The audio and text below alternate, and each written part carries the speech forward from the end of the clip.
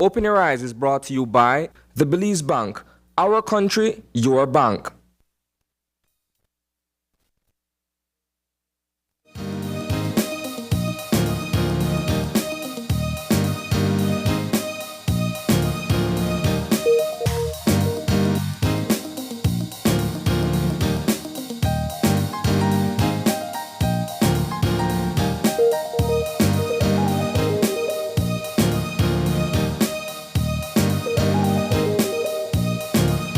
Morning and welcome to Open Your Eyes. Start your morning right. I'm April Martinez. And I am Brighton Cott. And good morning, and thank you so much for having us in your home this bright Thursday morning, 6:30 a.m. It's bright.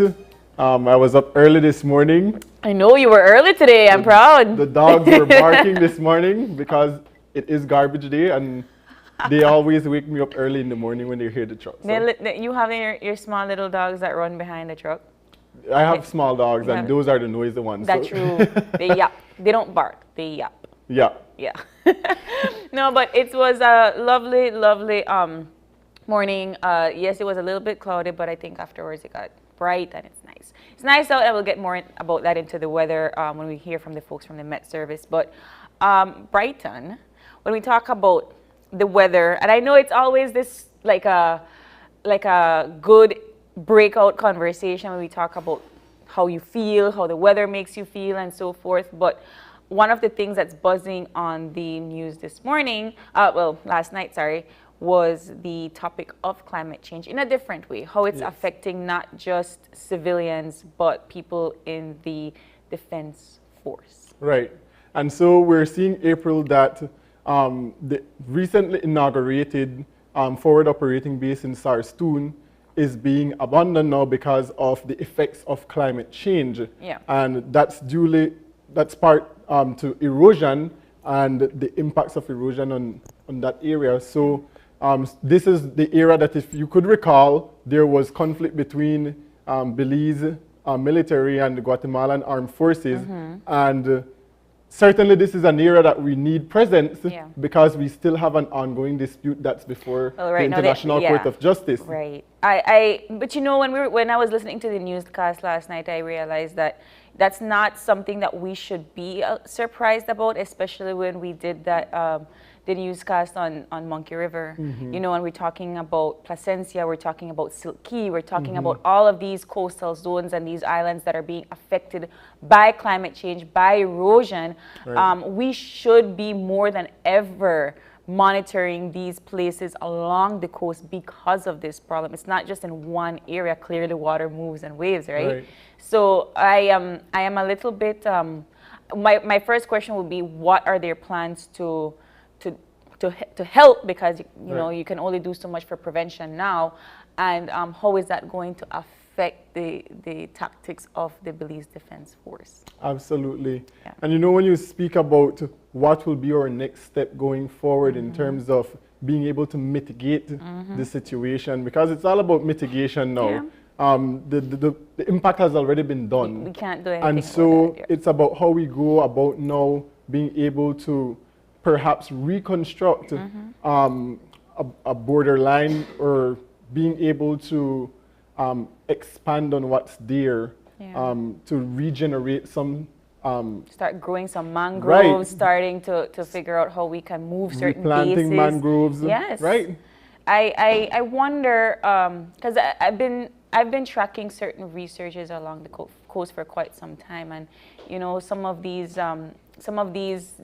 problems are not new. They've been ongoing for as long as, well, good 3,000 years from now, right? That is something that's been happening for some time.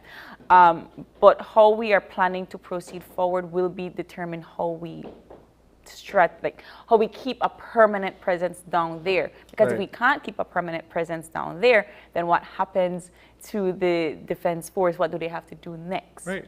I am curious to see, and I hope that we do a follow-up on this story. And I know we don't necessarily hear about the research that's happening in the coastal areas and different environmental sciences research. There are different archaeological research that happens on the coast. And so I think that those are the research that we as a people and the government should pay attention to, because maybe there is a solution in those places. Right. Yeah. And one of those research was done by very Belizean Dr. Charrington, Yes. who is a part of the NASA group, actually. And he showed exactly how the layout of Belize is in terms of the mangrove presence along the coastlines, and how that has changed from the 1980s. And he certainly elaborated that while there has not been significant changes in comparison to other parts of the region, there still is degradation of the mangrove. I am a huge believer in those little small changes will eventually become very big problems. Right. And so we have to try to get ahead of it as quick as possible. But that is something that I think we will be following up on more, and hopefully we can. My biggest concern is not just about what we're going to do for prevention methods, but what the BDF is going to do. That is my, where are you going to go now? Where is your next strategy going to be? Where is your next tactic going to come? And that's my, I guess that is going to be something that we'll have to keep a close eye on. But yeah, we're looking at the pictures there now. And I don't know when the last time you got a Dangriga, but that's happening there. You know, that's happening along the coast of Hopkins. That's happening along the coast of Placencia. These are not everywhere. This Even isn't new. in my area, April, where I live, Yes. we had to have a community drive to replant mangrove along the riparian, what you call the riparian forest. These are the mangroves along the coast, or along riversides, or what we call watersheds in environmental terms. But certainly, these are things that we need to get going. We see a lot of times mangroves being cleared from areas that provide so many ecosystem services to not only communities but also to biodiversity in general. And I know that we are in this rock and a hard place when it comes to protecting what's ours and industrial progressive activities. But we have to keep in mind that buildings will only last a certain period of time. Human beings will only last for a certain period of time. And if you want to keep this place for the next generation to come, you have to think sustainably. Right, absolutely.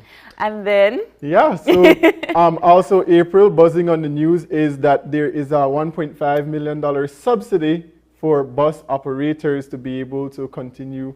Well, I guess in what I understand from it is that we don't want the bus operators raise their price, so the government is subsidizing them. Your thoughts? You know what? I have so many feelings about this, and I'm excited. I am excited that we will be having a wonderful guest on the show this morning to talk all about transportation in the public.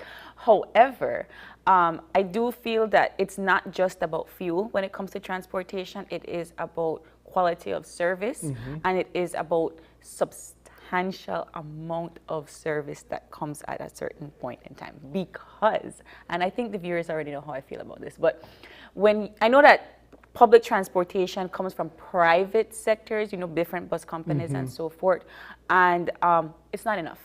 And that is my opinion. You correct me if I'm wrong, but it is not enough. It is not enough that we have express buses that operate as regular and still charge you express price. It is not enough that you are standing on a bus from point A to point B because there are no seats. In fact, if there are no seats available, you should not be on the bus, because you are, that monies that you pay, they're not just for fuel, they're for a seat, right? What I tell you, your picnic is sit down there, you have to pay for your picnic too, right? So all of that comes with service from the public transportation. So I'm very curious to see how we're going to have this conversation.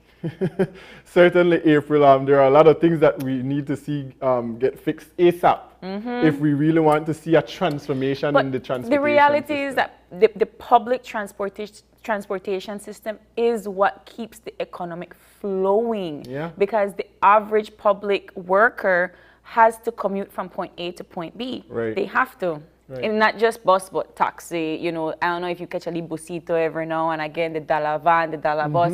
All of those contribute to the flow of your economic system, because if your public worker can't get to work on time, that already disrupts the day. Right, absolutely. All I 100% agree with you on that. And, and to just leave off on a light note, Brighton is an avid fan of KTV. And if you haven't been looking at his social media for the past couple of weeks, you would know. Maybe I need to Just take down no, social media. don't. Do not. But certainly, April, it's been a highlight of the week for sure. I think a lot of people look forward to KTV and what's buzzing there. Who's your favorite contestant? I won't say yet. No, I have been watching I haven't been able to sit and see an entire episode, but I love the highlights, and I have a couple of favorites, mostly because not just for vocals, but of stage performance as well. I feel like if you can entertain and wow an audience, that definitely gives you the vote. Because what we like to remind people is that the judges are just there to give advice. They're not the ones that are actually doing the voting. Yeah. Brighton is doing the voting. April is doing the voting. Right. You at home, they do the voting, right? Right. So if you as a contestant have wonderful stage presence, if you have, you sing the way you're supposed to sing, you captivate your audience, and you captivate your audience at home, you are bound to have favor, Yeah. right? But April, I look forward to the stage antics. I find entertainment in that, and I certainly look forward to see what's going to be coming up next week in the disco category. Right. Oh, yes, I am. And I feel like disco is something that does give you the opportunity to dress up and to be a little bit more of an actor on stage. And so I am excited for that as well. Just to remind folks that the elimination process now is one person per week. We had 2 eliminations this week, but from now on it's going to be one person eliminated every week. So cast your vote for your favorite. What are your favorite? My favorite? I think I know who. I would say my favorite right now is Keenan, because I love how he just expresses himself on the stage. He's very light on the stage, right? He's an actor. And he knows how to get into character, and I think that the Belizean people find that very entertaining as well. When I first saw his performance, I had to sit there and ponder, and is it an act or is it like his performance? And then of course after this week, it's 100% his stage presence. Yeah. I thoroughly enjoyed that. But KTV, the remix will be showcasing every Tuesday at 8 at the Bliss. Go watch it in person. I hear that it's spectacular in person. You're going, right? Well, I'm hoping to go. Okay, we're going to KTV. But all right, we got to get moving on with our show for this morning and bring you some lovely motivation this bright and Thursday morning with the Eye Opener. And the Eye Opener is taken from dailyom.com. If your tendency is to try and change other people, take some time to explore why you feel the need to do so. Our perception of humanity as a whole is, to a large extent, dualistic. We paint people with a broad brush. Some are like us, sharing our opinions and our attitudes, while others are different. Our commitment to values we have chosen to embrace is often so strong that we are easily convinced that our way is the right way. We may find ourselves frustrated by those who view the world from an alternate vantage point and make us of unusual strategies when coping with life's challenges. However, ardently, we believe that these people would be happier and more satisfied following our lead. We should resist the temptation to try to change them. Every human being has been blessed with a unique nature that cannot be altered by outside forces. We are who we are at any one point in our lives for a reason, and no one person can say for certain what another should be like. Your ability to influence people may grow more sophisticated because others sense that you respect their right to be themselves, but you will likely spend more time gazing inward into one person you can change: yourself. You know what? I agree. Yeah. And I think that this is one of our greater human challenges. We feel like we can't be friends if we disagree with somebody. We feel like we have to be like-minded in order to get along, and I 100% disagree.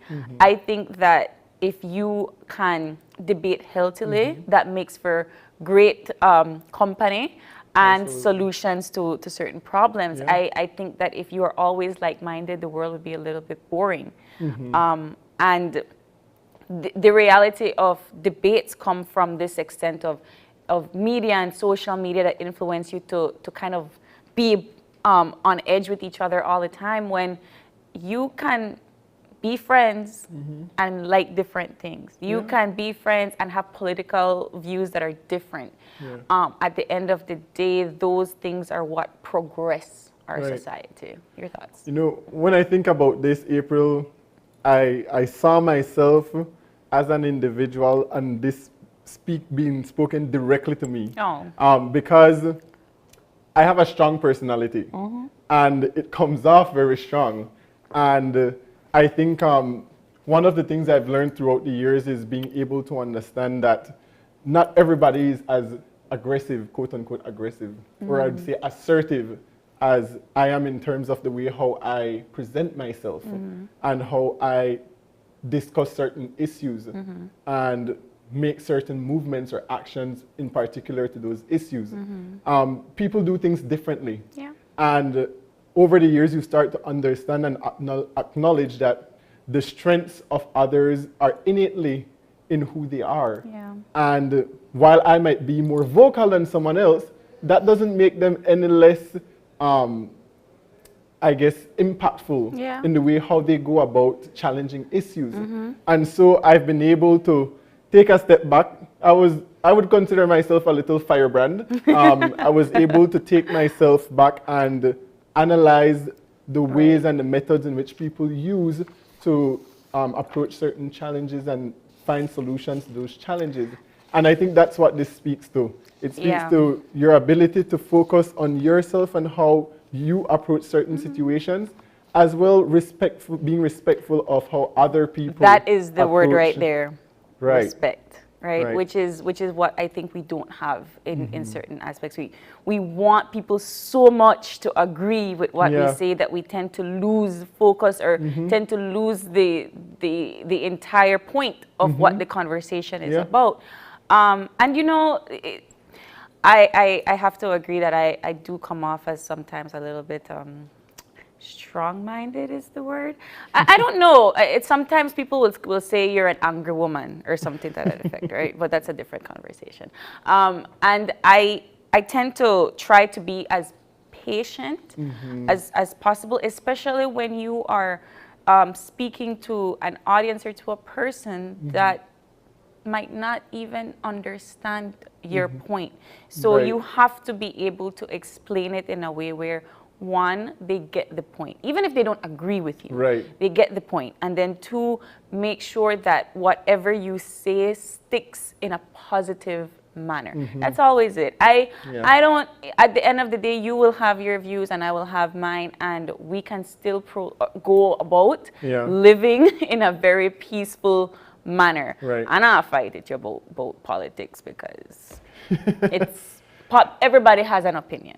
And it's one of those situations where if you're going to engage in trying to persuade someone or convince someone to change their perspective about something, I think it's always the best approach to hear what their perspective is and then say, you know what have you ever thought about this option? Have you ever thought about this perspective?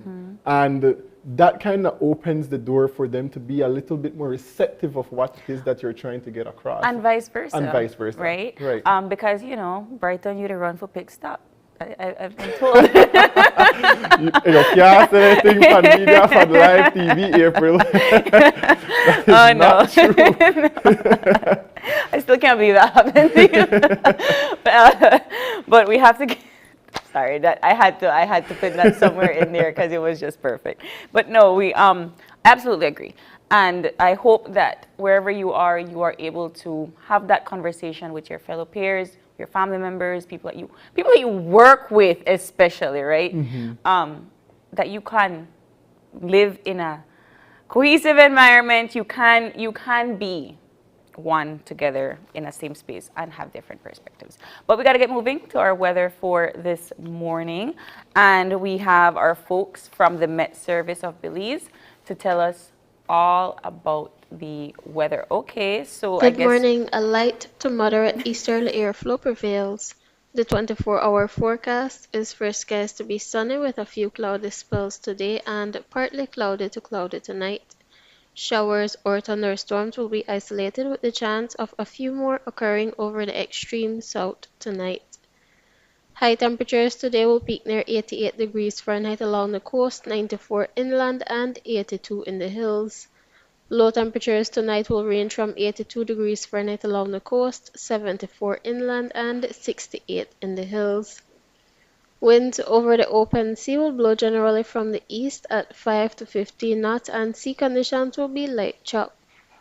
Low tide will occur at 11:18 this morning, followed by high tide at 11 minutes after 5 this evening. The moon will set at 5 minutes to 1 this afternoon and will rise at 12:35 tonight. The sun will set at 6:29 this evening and will rise again at 5:28 tomorrow morning.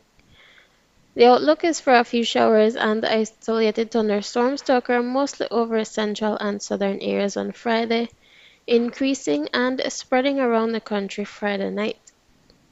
In this week's sargassum update, there continues to be a medium to high chance that more sargassum mats could affect beaches across the country during the next few days. In the tropical weather outlook for the North Atlantic, Caribbean Sea and Gulf of Mexico, tropical cyclone formation is not expected during the next couple of days. And that ends this morning's weather report and forecast from the National Meteorological Service. all right, there you have it. So seem to be having fair weather, I guess, this week. And what's good to see is that there's no warnings or advisories out. Always a And, blessing. That's very good news because we are in the midst of the Atlantic hurricane season.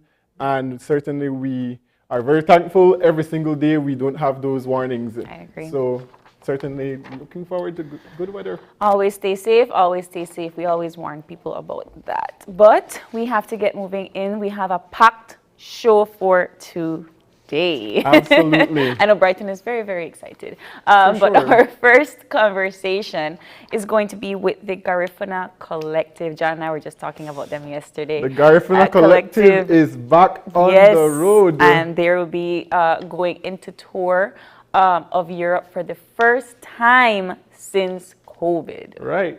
And then we move into our second conversation. We'll be joined by Minister Rodwell Ferguson, as well as Director Jeremy Garvey, who will be speaking to us about their visit to Busan, Korea for the 10th Ministers of Youth World Forum. And so we're definitely going to be dabbling in conversation, all things youth. And of course, he holds a portfolio for sports and transportation, so we will be taking the opportunity to also get some questions answered around those as well. All right, and our last segment, which I love it when you do this for me, Channel 5, when you bring food. And our last conversation will be with none other than Belizean Elotes business entrepreneurs, Papa Churros. Yeah. They will be here to showcase what they have in store. And of course, we like to highlight our micro businesses on this show and just give that stage presence to those that are doing their best during this time. So I'm very excited to have Papa Churros this morning.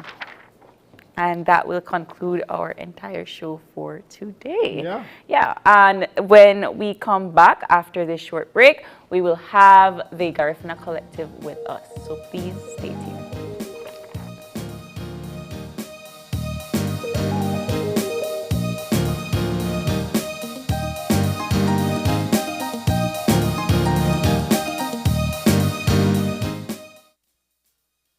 Hola usuario de eCash, la aplicación eCash está disponible en español. Cambiar el idioma de tu aplicación de eCash de inglés a español es rápido y sencillo. Déjame mostrarte cómo se hace. Primero, abre tu aplicación eCash. Introduce tu PIN. Toca el icono More en la parte inferior de tu pantalla. Selecciona Security. Selecciona Language. y luego selecciona Spanish. Vuelve a introducir tu PIN y ya está. Tu aplicación de eCash está ahora en español y puedes seguir disfrutando de tu cartera digital eCash. La aplicación eCash de Belize Bank te hace la vida más fácil. Hi, I'm Chef Sean Quillen. I love cooked fish fillet, and I prefer to get my fish straight at the fish market right here at Conchel Bay. But you see, sometimes you come out here and you don't know what you're getting. The fish has no label, it has no patch of skin. But don't worry about it. I am here today to teach you how to avoid fish fraud.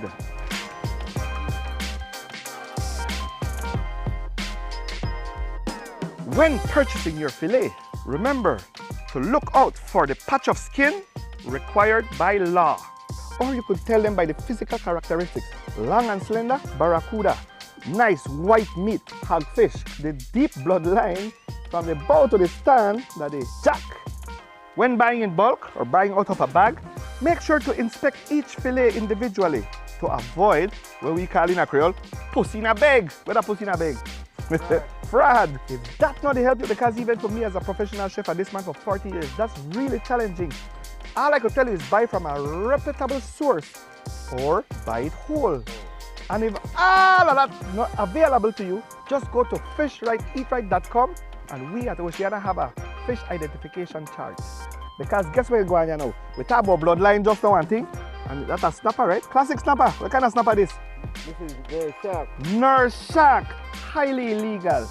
No make they trick you, no make you buy pussy in a bag. Do the right thing, fish right, eat right. Make your summer better. Over $35,000 in cash and prizes with Smart Summer Sweepstakes. Here's how you can enter for a chance to win. Purchase any device, sign up for a Smart Postpaid, broadband, or VoIP plan, use $50 or more regular prepaid credit, do a SIM swap, or text to the short code. You win 8946. And in the body of the message, enter the number of entries you would like to purchase.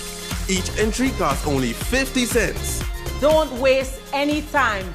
You can be the winner of weekly prizes starting July 1st. All methods give you more chances to win. Airline tickets, overnight stays at numerous resorts, cash prizes, gift certificates, and much, much more. One lucky person will win the grand prize of a $10,000 shopping spree courtesy Court and Smart.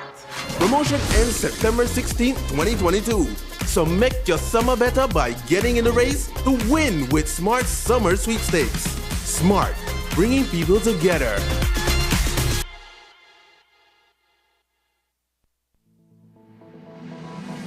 Applying for a Social Security sickness benefit? Here's what you need to know.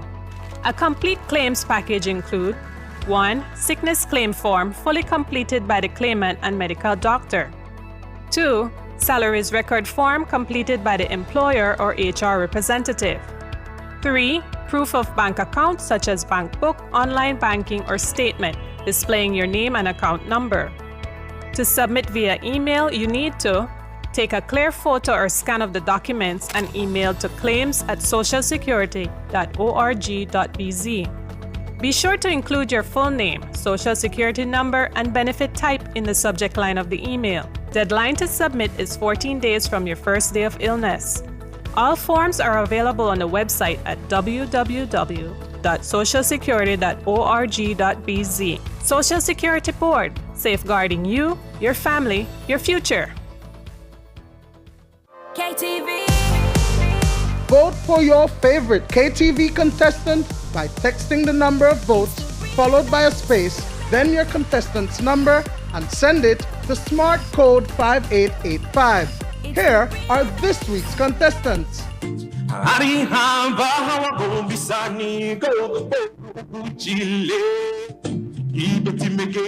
the warmth of the shining sun.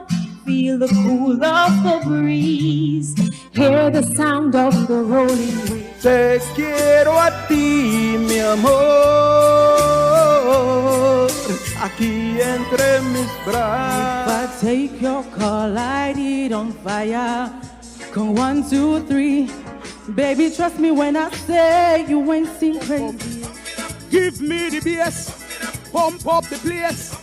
give me the drums. Bring down the place. Soulful people, soulful town, all year round. I wanna know who said Creole no got no history. I wanna know who said Creole no got identity.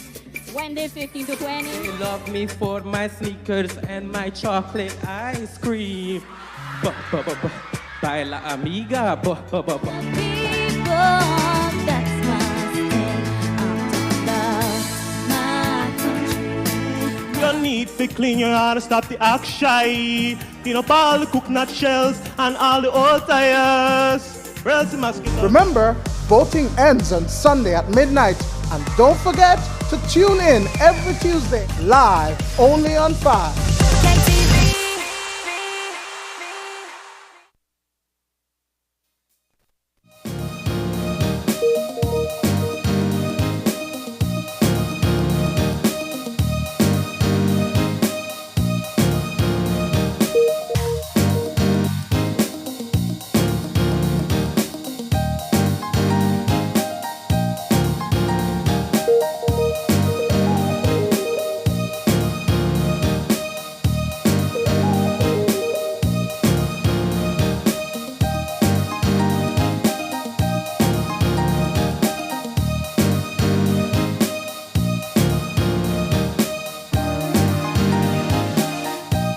Are back, and if you are just joining us for now, we have our first segment this morning with the Garifuna Collective, all to talk to us about their tour of Europe. In studio with us, we have Al Ovando, who is the bass guitarist and tour manager, Desiree Dago on maracas and on vocals, and we have Austin Aranda, who is the segunda drum player. Good morning. Good morning. Good morning. Morning.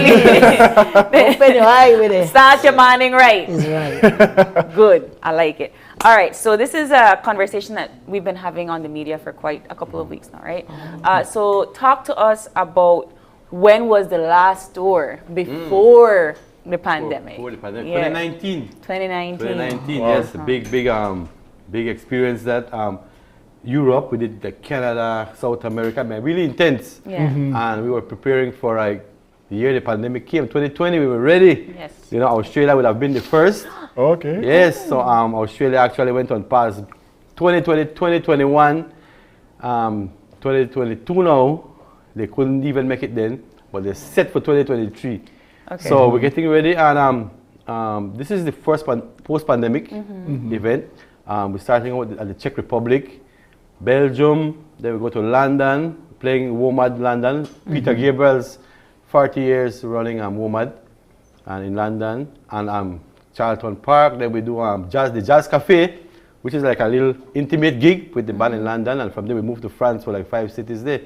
Okay. And so, you know, short tour, 3 weeks, one of the shortest tour ever for us. Wait, so you mean to tell me you're doing all of these cities in 3 weeks? 3 weeks. So on a non-sleep. Well, the train, planes. This is how they call it, tour warriors. All right. Missed meal. No sleep. No sleep. Yeah. Sometimes coffee. I mean, I just asked you to drink coffee because. Yeah, well. Yeah, but it really good experience. I'm glad to be back on the road again. You know, the band ready, the festivals them ready. I mean, people coming out now. A lot of support, and so we're excited. You know, we're excited. We're leaving on Monday the 25th and returning the 12th of August. So, what has the preparation been like leading up to this tour, getting back on the road after the COVID-19 pandemic, and also what has the practice been looking like throughout the pandemic when we were not able to be in person physically with each other? The preparation never stopped. Right. Preparation never stopped. Even right now, like all the technical stuff, all the technical advancing, the festivals, you know, contacting us. Simple things like what size venue do we come in at, what time if we reach, you know, all that detail, everything totally detailed. Yeah. All the stage equipment, make sure everything is right. And you deal with this, being bombarded by emails every day. And if you miss one, then email again the next day. You know? So you have to have all the answers and things quick. And they expect answers fast. Right. Because you're not the only band. You have like 40, 50 bands in a festival or sometime more. And they have to prepare all the flight scheduling. in terms of the band practicing and so, it have been minimal during the pandemic, but everybody kept busy. Yeah. Because with the collective, each member, just to get the collective together, we live like different towns, right? And you know, like Sam in Cayo, Denmark in Cayo, but Austin there, Belize, there's me and there's down south, America with Lovelace, Moho Bob. But everybody have their own thing they do. Right. Everybody they have their own group they work with full time and thing and So Des and Austin, tell us how you guys have been preparing on and off during pandemic. Well, I try do what I got to do, like especially like try and. Well, I have other band that I work with, the local band called Wagerale Drummers, so that keep me up with my vocal. Okay. Yeah, and I just listen to the CDs and practice for my own. Yeah. Well, that song repeat in my head every day. So okay. That's basically what I do in my vehicle. And you go in my vehicle at a command. Yeah. At the collective, so you know, miss a beat, I got a second play as well. I've been told that drummers always have a space to practice. Always. Yeah. Yes. I guess my group partner was the best operator. Right. But when we were off camera, we were asking and we were talking about how you prep for the festival. When do you get noticed? Like, when do you know that you're invited to come? Okay, so the way it works is that we have agents that represents the band and markets the band. We have an agent in Europe, one in Canada, one in the US, one in South America, one for Australia, and the New Zealand area. And so they have our electronic package, and they torment every festival, every venue. Wow. And so they have our story, and they try to sell it. Okay. You know, and they talk, and so the main thing now is for us to go on a stage, perform well, so that the talking continues. So that's the only way it works. Right? So this festival say, oh, but you know what? So because festivals talk to each other, just like everything else. So they say, who you had last year? And then they recommend.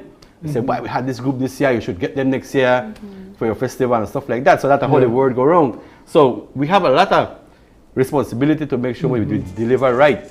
And inspire the people and make sure they understand the experience of the Garifuna music, the culture and the music of Belize. So we agents work hard. And so these couple gigs we have left there are like leftovers for the pandemic. I think he couple gigs when he just said 5 cities in France and all of these. They're like, you know, like, but they're really special gigs. They're not the one we really decided, okay, we had them guys booked for 2 years, we missed them, we took the pandemic 2 years, we still want them. No, so basically, the contracts have been signed before the pandemic. Okay. Yes, we were there and someone been set for 2020. And so we just gone out for the first time and get the gigs done. So next year now, we'll start off the Australia and New Zealand in March, and then we have full Canada, South America, Europe, and next year coming. You know, you're speaking my language when you speak about signing contracts and also having an agent, because in the sports world it's the same thing. I had no idea that was the same thing in the music world. Yes, and so it's interesting to know that, because you have someone who is actually marketing you, right? Promoting. The thing with agents, or with the special thing with agents, is that there are a lot of them. The agent have to like really love what they see with you with the band, and they really have to understand and basically they have to have a good idea of what this band represents and because when they sell it to somebody, they have to like be talking the same way with the same passion like we have like we market ourselves. Right. So they have to have a good understanding, and so based on that we have like all our albums out on all the social media platforms, Spotify, whatever media stuff they have, and we make sure we have like publicists writing, reviewing the albums. Those things are important, right? So all the big magazines, we have the right people. So again, it's all about finding that network that works and make sure you're in the correct blogs, in the correct magazines, and so that's how people know about the band. Right. So you have to keep steady all the time. Are you able to sign contracts with various or more than one agent? Or do you have like one agent in Alright, so basically now, in Europe we have one agent, but with France, France really picky. France are one of the hardest countries. They're really picky. So you could have an agent for Europe, but that agent can't work in France. Oh wow. They have this big, they're so obsessed with authentic, original stuff. They take care of everything. They're paranoid. They want control everything. So we have a agent in France. Okay. So I guess they want to control the experience that people have as well. So I wanted to get into the fact that you had mentioned that when you go to festivals, they invite you to come, they invite you to perform. When you come home, what is it that you are looking for from the Belizean public? Well, first, with the Belizean public, and especially with this situation now, we always need the support. And when I say the word I prefer to use is we need the support of the country of Belize. And that actually tie we don't get it to the ministry level, to the government level. Fortunately, this time, again, we had like a little bit ease in terms of talking to Minister Fonseca, Mr. Mala from BTB, and they came up for us in terms of understanding what we're doing, and we told them, this is the situation, we need this final support for to pay like just the per diem and a stipend for the group, and they came up for us. Ministry of Foreign Affairs really helped. I mean, just that simple trip of getting the visa in Guatemala City. 12-hour bus ride from Melchor now. Next morning, get that morning. But the Ministry of Foreign Affairs, they had somebody picked us up, took us to the embassy. The embassy, they said, we can't get on the visa till 2 days' time. So Bali called the ambassador, call them and tell them, you know what? All right, we have worked that out for you. So they give me the visa in one day. And then 12-hour bus ride back. Ministry of Foreign Affairs, right? And so even them, they are taking up the responsibility to get us to Cancun because we're flying out of Cancun. So all the small details there have a cost. Right. And so many times people can't do things with cash, but they do it in kind. Right. So stuff like this, we really appreciate every help, every step of the way. And so, you know, we have the blessings, and we're glad that we have people understanding more now. So how I mean, operate. I don't know about Brighton, but like we listened to Garifuna Collective for many years, right? And so I know that you have had artists come, artists go, artists grow, progress, and out and into the band. So how many members are going this time for the tour? 8 members. Eight members traveling. The tour group has although we work in the studio together, the whole element of the music is different. We have like, when you talk about album, man, like what 30-40 people involved, especially in the days with like Watina with Andy Palacio and Pan Labor, and the guys. Remember the first album with Watina? Man, the guys rent out a whole place on Sandy Beach in Hopkins, and I remember that we so far back. I just set up the equipment. Yes, man. And I mean, like, just people came in, like, tons of like a lot of musicians and artists come in and experiment. Right? And the guys, ever since, you know, and the Palacio, Aurelio, all the guys had this concept of experimenting with their own music, and that's how that whole thing come out. But always, any album, at least more than 40 musicians or so involved here. If you check the credits, you know, writers, you know, like players, and we depend on these guys for like find the songs, the melodies, right? That was going to be my question. How do you know it's going to be a hit? No matter if people make the people get the hit, if people like the feel that. The people, you know, you don't just get up and say, "All right, a hit song." The people make the song a hit song. How do you prepare when you're starting to do your when you start to experiment? I guess. For me, different, you know, because for me, it really different. I don't sit down and write like by pen and paper. There are times when I have a lot of things on my mind and so, and I would just go up on the beach side and sit down there and watch the waves, and then write a song right there. And when I get home, that is mine, or artist right there. I just go up on the beach, man. I sit down there and get the little fresh air, and then songs start right there. Yeah, we depend on them a lot. We depend on writers and the stories, right? And the guys are like, and your father, Junior Aranda, you know, like great Parandero involved, you know, he's his father. So we every time. The hardest thing with we in the studio when you're working on tracks, we record a lot of stuff we don't use because it's just not fit. You still not feel that vibe, you know, emotion, and you try find the elements at work. Yeah. And most of the time, it's the more deeper rooted melodies, right? Like sometimes we hear like Abe Mahani and Aru Mahani's way, there's this thing. Man, we still try to experiment with those. Like musically, we still can't grasp it yet. Yeah. And sometimes the way it works too is that we build beats. Okay. And so we work back way, we work like reverse. We build the beats and we ask Des come in and Des will say, look crazy, this is not the work, this is not the work, this is not the work. And then you try and match it, you make fusions and stuff, right? And then, but we have some good creative people, man, like Bob. He's just amazing how he work, Chela. When they come in, then he could come in through the door and he hear a beat and he done the sing already. One of the greatest things about the Garifuna Collective, in my perspective, is that you guys keep the language alive.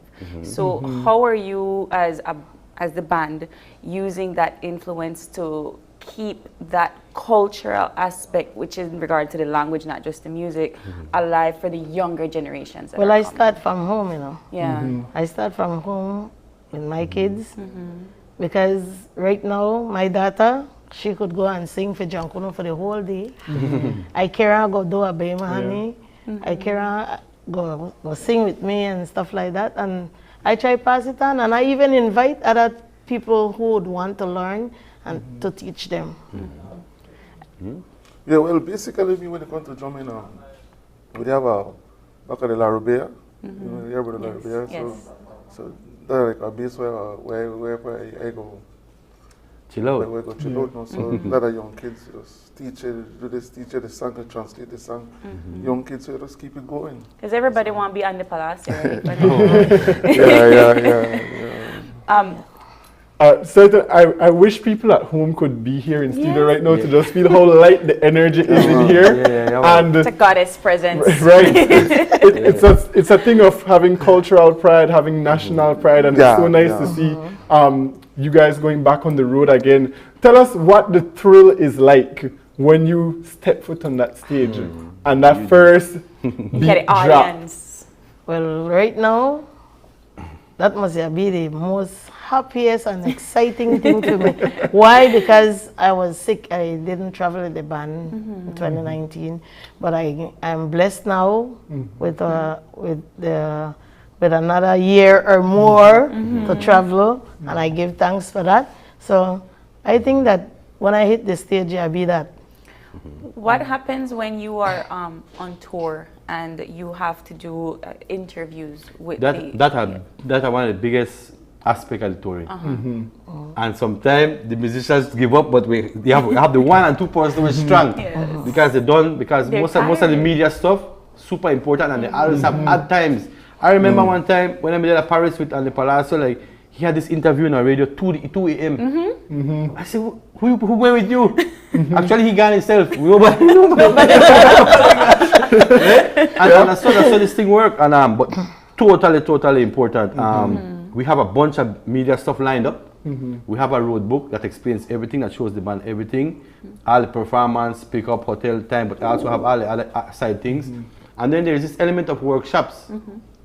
Most festivals have a educational component, and really fit right in line because it gives you a chance to be more intimate with a set of audience. And, on the big stage, you don't just act. And that an opportunity to make you take advantage, and that crowd was there with or without you. So that no brainer with this. So that you could take advantage and make sure you perform well. But the workshops, what they do is that they most of the time they take like 3-4 bands and they put you together. And so you meet bands for the first time and they tell you, okay, play now.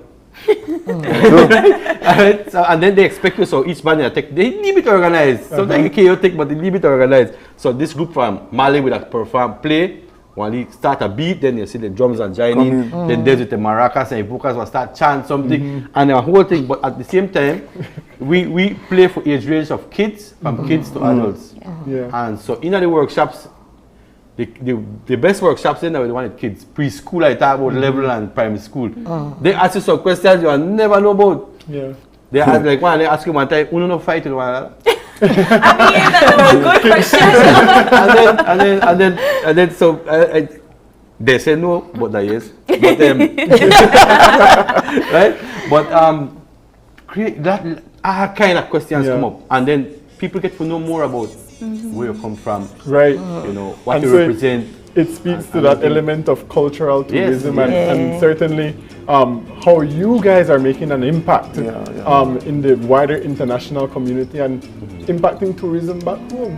How do you select the music that you're going to play for the festival? I guess that's what Des and We just had a rehearsal.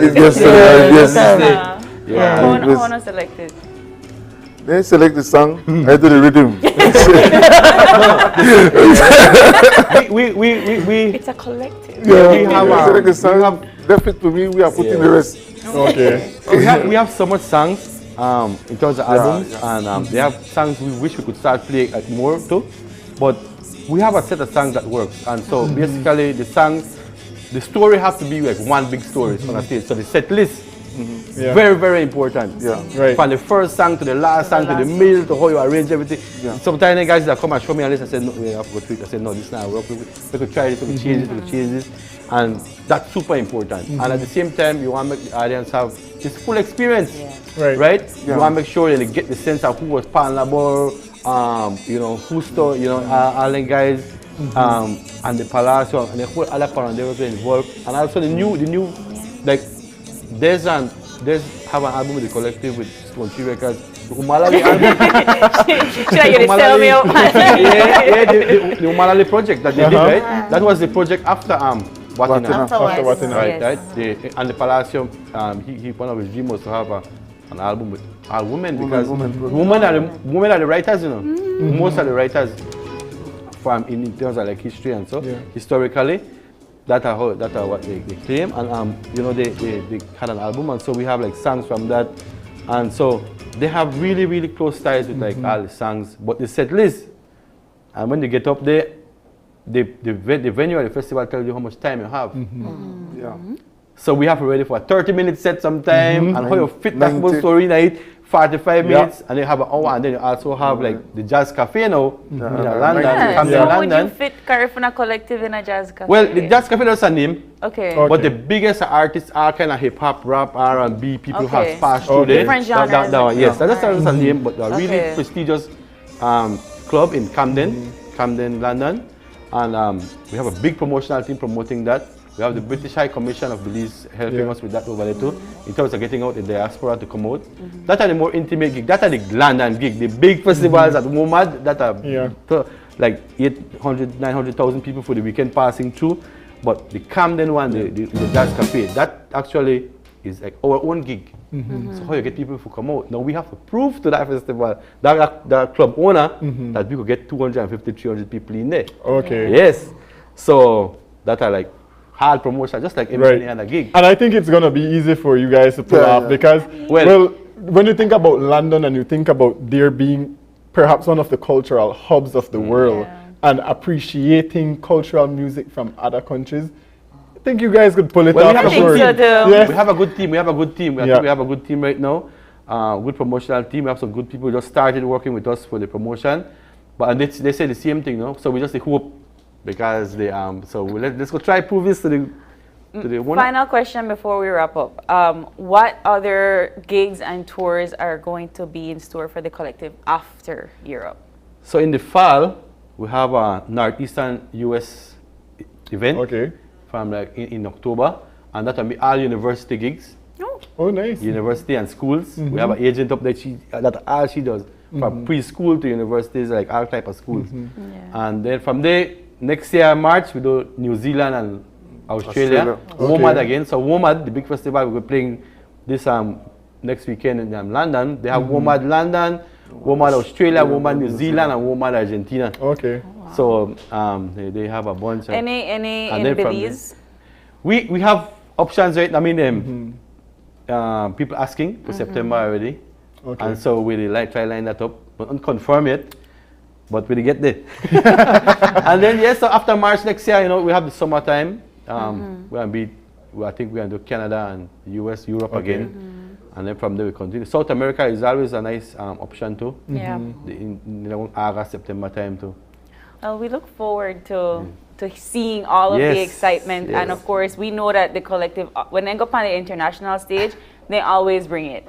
I don't know if anybody has ever seen the collective in concert, but I think that's it. The Garifuna Yes. Collective is back on the road, and we certainly appreciate how you bring cultural tourism to our country, how you continue to promote Belize's Civic culture, pride. how you continue to build national pride. Correct. And we thank you for what you do for our country, and all the best in your tour coming Thank up. you for inviting Thank us you. too, Thanks. and the time, and so we could at least reach an amount of audience in Belize.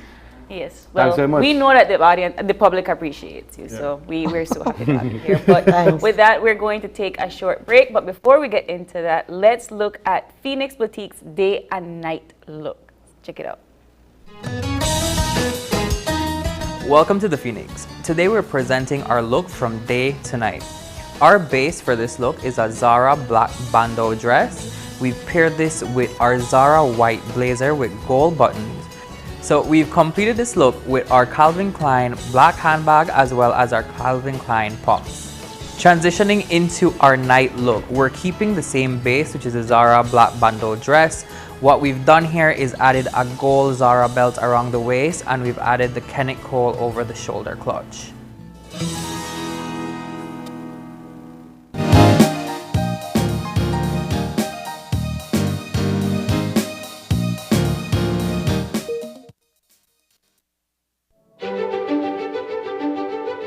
Technology is ubiquitous, and it's transforming how, when, and where we work. Fulltech Systems is placing award-winning devices in the hands of information workers, allowing them to work without compromise in a world without wires, to innovate, create, and to maximize productivity anytime, anywhere, satisfying the needs of the desk-centric remote and field worker and every other worker in between. We are providing the industry's best devices to businesses going through the process of digital transformation. Partner with us today to provide the solutions that will allow your employees to work effectively and efficiently to enhance your customers' experience.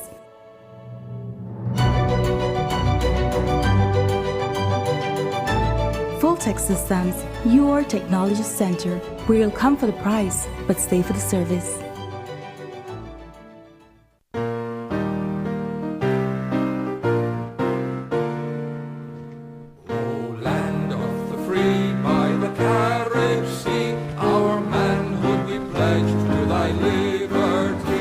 Show your pride by respecting our national anthem whenever it's being played.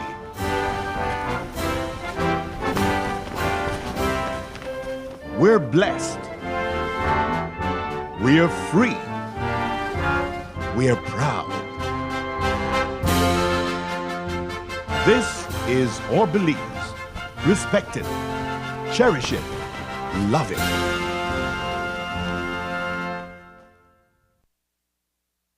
As a parent, raising a family has its challenges. How many times have I told you not to play ball in the house? But growing up in a family has its challenges too. I can't take this no more.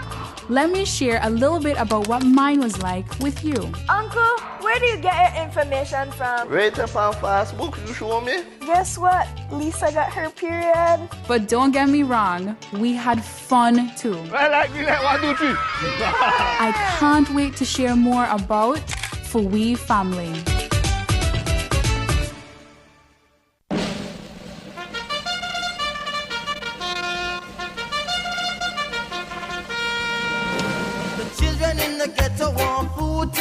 Belize, the 9th annual Hunger Awareness Ride is Sunday, July 24th. Registration starts at 5 a.m. for a small fee of $10 for adults and $5 for kids. The ride starts off at 6:30 a.m. sharp from the Belize Civic Center. Left onto the Philip Goldson Highway, left into the Airport Road, left into the John Smith Road, then left into the 8 Miles roundabout for a 10 minutes break at the 8 Miles Community, continuing into Central American Boulevard, then finish at the Belize Civic Center. Music provided by Silver Fox Sounds. Bring out the entire family for the 9th annual Hunger Awareness Ride on Sunday, July 24th. Sponsored by Plus TV, Channel 5, Channel 7, Creme Radio, Creme TV, Atlantic Insurance, Brothers Habet, Habet and Habet, Vibes Media and Television, Hot Off the Press, the Belize Tourism Board, Honorable Honorable Anthony Mahler, Belize Electricity Limited, Leslie's Imports, Crystal Water, Wave Radio and TV, The Angeles Press, Hyde Shipping Company, Aunt Joyce, Honorable Kerry Musa, and Abner Murillo. Belizean youths, stop the senseless killing.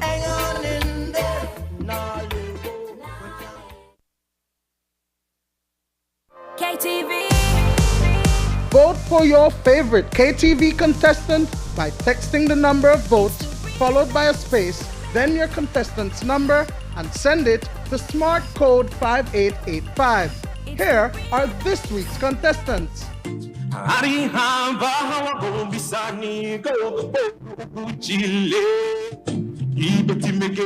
the warmth of the shining sun, feel the cool of the breeze, hear the sound of the rolling waves. Te quiero a ti, mi amor,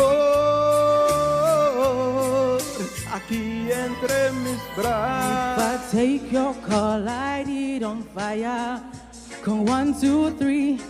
Baby, trust me when I say you ain't seen crazy. Give me the bass, pump up the place. Give me the drums, bring down the place. Soulful people, soulful town, all year round. I wanna know who said Creole no got no history. I wanna know who said Creole no got identity. When they 15 to 20. They love me for my sneakers and my chocolate ice cream. Baila amiga.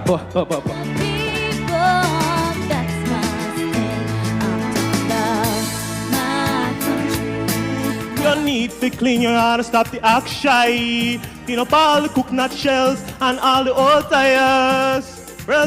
Remember, voting ends on Sunday at midnight. And don't forget to tune in every Tuesday, live, only on 5.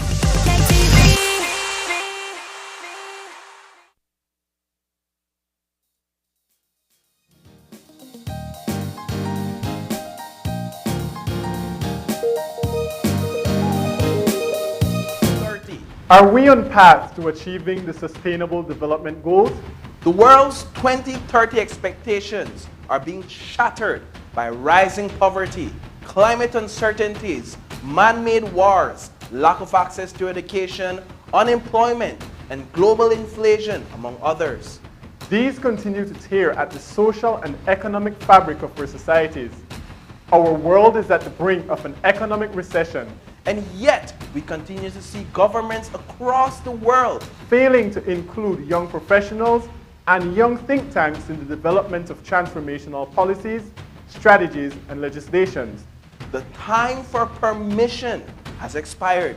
Young Leaders Alliance of Belize, YLAB, is a non-partisan, independent youth organization that evolved from the Youth Votes Matter initiative. YLAB aims to champion youth participation in development by being an inclusive, effective, and efficient youth leadership organization that promotes advocacy, networking, research, and capacity building on all matters youth in Belize. In the simplest terms, we want youth from Corozal to PG and Benque to San Pedro to become exposed and involved in our national development process. We will set out to achieve this by hosting trainings in collaboration with universities and local experts, participating in House committee meetings on new legislations, and promoting open dialogue to public forums. We're appealing to all young Belizeans between the ages of 18 to 35 to join us for what promises to be a transformational process within Belize's development experience. If you're interested in sustainable development, regardless if it's economic, political, social, or environmental, please reach out to us and follow our social media pages at YLAB501 on Facebook, Twitter, and LinkedIn. Or send us an email at ylab501@gmail.com. We welcome Belizeans at home and in the diaspora. As the time for you to get involved is now. And good morning. We are moving into our second conversation this morning. We are joined by Minister Rodwell Ferguson, the Minister of Youth, Sports and Transport, as well as Mr. Jermaine Garvey, the Director of International Youth Fellowship, IYF. Gentlemen, good morning and thank you for joining us this morning. Good morning, likewise. We started this morning off with a video by a new group, Young Leaders Alliance of Belize, which is a group that broke out from the initial Youth Votes Matter back in 2020. And we started with this video because we want to show Belizeans that we have in country a lot of young professionals who are doing good work, who are able to be around the discussion table and engage in the development of policies, strategies, and legislations. So that's where we wanted to start. But Minister, you are recently back from the 10th Ministers of Youth World Forum in Busan, Korea. Minister, good morning. Speak to us about your perspective about what you experienced in Korea at this forum. Well, first of all, it was quite an experience. I was always envisioned that a first world country just be United States of America. But going to South Korea, I see a complete change, a complete difference. And it really opened my mind. I said, man, I think my little country can also accomplish this over a period of time. Unfortunately, our population is very small. Maybe it will be about 500,000. Korea has 45 million people. And so then people work together for their own advancement. And just when I arrived in Korea, just the reception was fantastic. I mean, I never felt that reception anywhere I traveled in the world. And they used the students from the university to receive all their international guests that were coming in. And those students actually pay to be part of that. Maybe in Belize, it would have been the other way around. You have to pay them to participate. And they were very professional. And so it really amazes me. It opened my mind and I said, man, this have to be something Belize have to change to do to accomplish something like this. So based on your experience and just being immersed in that kind of environment, what are some of the solution strategies that they had talked about at the forum that you think you could bring into Belize and implement it here into our system? First of all, they are talking about changing the mindset of the young people. That is the first step. If you can do that, then you can transform a nation. And they gave us two illustrations. One, Samson. The dad used to own a noodle shop. Just simple noodles. And then he educated his son. When his son got the education, he realized, I can now do something that can transform the entire world. And they created Samsung. And today Samsung is one of the biggest electronic company in the world. And so that really, I don't know, amazes me. And then they also give me the illustration of the guy who owned the company Hyundai, the car company. He was a village guy, and he went to town to look for a job. He got a job at the port authority to, I guess, do sanitation. And while he was doing that, he envisioned that company. And today, one of the biggest companies in the world. I mean, it's amazing, but just the mindset changes. And they don't have no natural resources. So they use their mind to generate for their country. They produce finished product in oil, in gas and diesel, but then if they don't have any natural resources, they purchase the crude oil and then they refine. And so I think if we open our minds, we can do likewise. But I think our biggest dilemma in this country is the population. We have to figure out how we can grow this population. It is too small. And so I have the tax base to generate the income to get certain things done. And as well, Jermaine said, in 1950, there was basically nothing there. They were literally dying from hunger. And they come to a conclusion and say, you know what? I will not let my children endure what I endured. And they change the mindset and they see a complete transformation. So it's amazing. Well, Mr. Garvey, you were here earlier, I think a couple of weeks ago, talking about the Mind Education Program. So can you explain to us a bit more about what was discussed about that program at the forum and how out of the 25 countries that attended, Belize can benefit from such a forum? Sure. Since 2010, we've been having this forum in Korea every year, of course, because when the pandemic started, for about 2 years we didn't have it. But the aim is to gather the ministers of youth and education that can join at that time to discuss this critical thing about changing the mindset education. The ministers who attend this forum, they get a chance firsthand to see what it is doing already in Korea. Like you heard Minister Ferguson talking about, he was impressed by these students who greeted. Anyone would think that these students, you have to pay them to do this work, but they pay a camp fee to attend the camp and then they give the service. That's beyond imagination, right?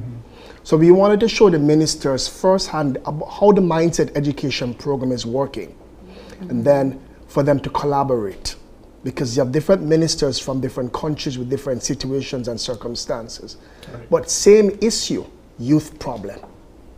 So they can collaborate and then see how the mindset education can work in tandem with the already structured programs that they have. And one of the important things is that Minister got a chance to meet with the founder of IYF, Reverend Dr. Oksu Park. And also this gentleman here on the screen, he's the president of the International Mind Education Institute. These are good connections. Because from this it has paved now a stepping stone how Belize can pull the human resources of the IYF worldwide. So what we're looking at now, coming from this forum participation, how we can now get the Mind Education instituted across the entire sectors of Belize. Minister, speak to us a bit about some of the gaps that we see within the Ministry of Youth and how such a program could be able to alleviate those or lessen those gaps. I will talk about practically the Ministry of Youth and Sports because there's a combination. Right. First of all, the budget is inadequate. I'm trying to reach out to all these youths across the country. What you have is very limited to make sure that it make a real impact. I want to achieve that opportunity, I think, in January. I say I do my best to figure out how I can improve and change the whole atmosphere. It is difficult, but I think I have good people on board, especially the director, Mr. Kevin Kado, and he's very adamant to make a change. So what he tried to do over a period of time to create training, have them going back to school. There was a graduation, I think 2 weeks ago, where I was absent. Unfortunately, 3 of those kids already passed away. One by murder, one by hanging himself, and one by natural causes. And so I noticed there's a vacuum, that when you finish working with them with a particular project, then there's no continuation. And so there's no creation for them. And so they left there and they wonder, this is it for me. No opportunities. And I am hoping that I can find a way so that when that relation is over, you can create some of them together, maybe 3 or 4 of them form a little company and be able to provide for themselves and their family. Because after the relation is over, they go back into the same old society. What do you think is the cause of that reciprocation? So you are, once you're done, right? Once you're done with the project that you have provided for them, how can you then put the mind education program into that project that doesn't allow them to go back into the system? Well, I met Jermaine, I guess maybe less than a month ago, and his wife, and I consider them to be very, very good people. And even though it's not in our curriculum for education, we can start to work with them with the Department of Youth. So I really invited him to meet the director, and I said we can set up a program where you can meet these young people on a regular basis and change their mindset. If you can do that, then it can be a total transformation. Speaking to the young people in Korea, they don't talk about drugs, they don't talk about sex, they don't talk about anything because their mindset has been totally changed. And they want to know, figure out what can they accomplish in life. And the opportunities are there for them in Korea. So when they reach that age and they say, I want to do X, Y, and Z, then they come and say, okay, we're going to figure out how we can provide for you. That is what we are lacking in Belize. As the Minister of Youth and Sport, I am very adamant, and on Tuesday I told Cabinet that give me a responsibility. We must come with certain resources to accomplish it. And they recognize that and they understand. So I believe as we progress, you want to see improvement in the Department of Youth and Sport, especially. Minister, you said something that ticked a light bulb there for me just now, and it's changing the mindset. And when we speak about changing the mindset of young people, we need to know what young people's needs are. And there was recently the conclusion of the National Needs Assessment for Youth, I believe back in March by the Department of Youth Service, led by the Department of Youth Service. However, Minister, young people are saying that a 1% sample size to be able to set the standard for what the needs are of youth is not adequate enough in terms of the representation of what the entirety of youth needs are. Speak to us about what you feel about the National Youth Needs Assessment, and what are the strategies being implemented based off those that were prioritized in that assessment to be able to navigate how young people are included in decision making, how they are included, how their needs are being addressed, and certainly how the ministry sets forth to continue to develop young people and change that mindset. Well, sometimes when we do things, the community or the country criticize us. Over the last 3 months, the Department of Youth Services got, I think, about 6 vehicles to reach out to youths across the country of Belize. And that by itself is a plus, because we are now reaching out to them, even though we lack all the resources, but we are reaching out to them and trying to curb them and change their mindset. It is difficult because we grew up in a society where we're used to a certain way of life. So it is difficult for us to do it. But if we can concentrate with them and work with them and be able to provide for them after a certain dialogue and certain training, that will be the way to go. So I feel that it can be done. It will take time and effort. And with the whole needs assessment, I understand what is needed. Like, for example, hopefully next year, we want to take at least 200 youths to Mountain Pie Ridge. We can have a facility there to keep them there for 2 years and change their whole mindset, let them plant agriculture, create technology and different things. So we have the plan and we are going to implement it as soon as we can. Is that something that, is that plan something that was developed based on this talking to the youths and seeing what their needs are? Yeah, to a certain extent. But sometimes they might want to do certain things, but they have to figure out how you can pull them into it to say this is the way to go, to figure out how we can change the whole situation in this country, especially in Belize City. So I believe it will take some time, it will take some hard work and dedication, but it can be done.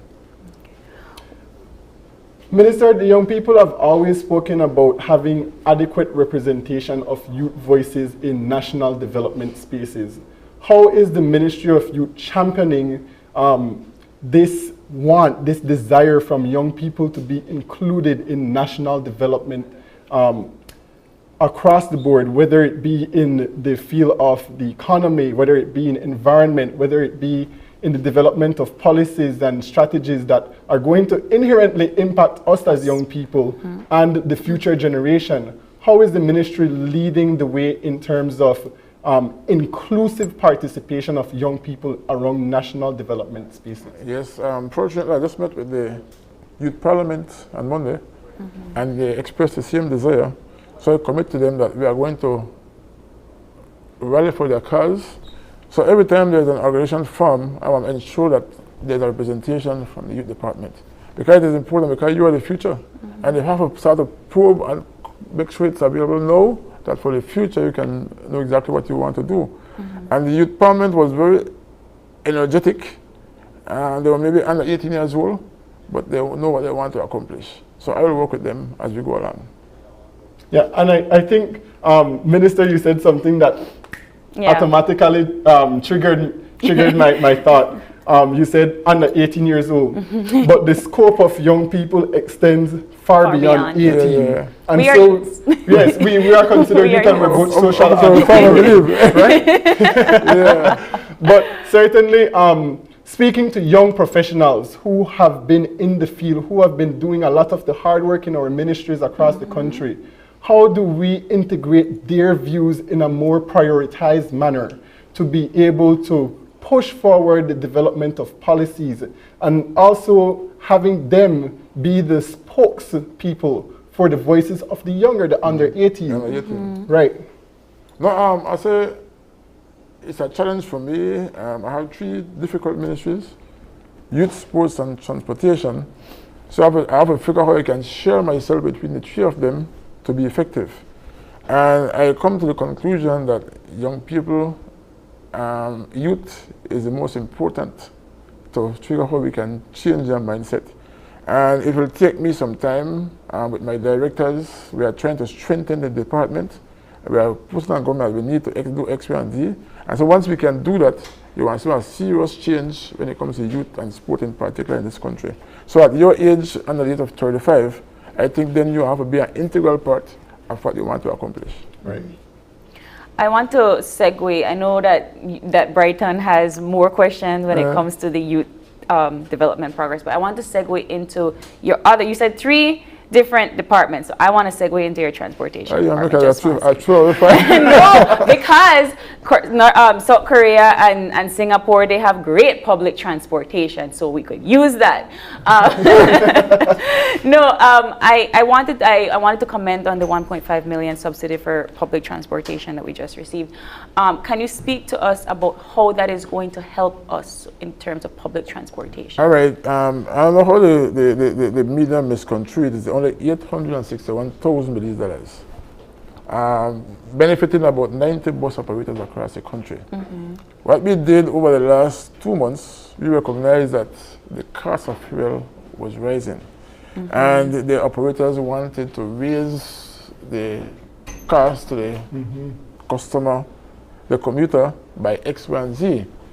And so when we saw what they wanted to go, I told them this is highly impossible, because while you are having the difficulty, the commuter also having difficulty to reach work because their pay is very small. And so I have to come to a compromise.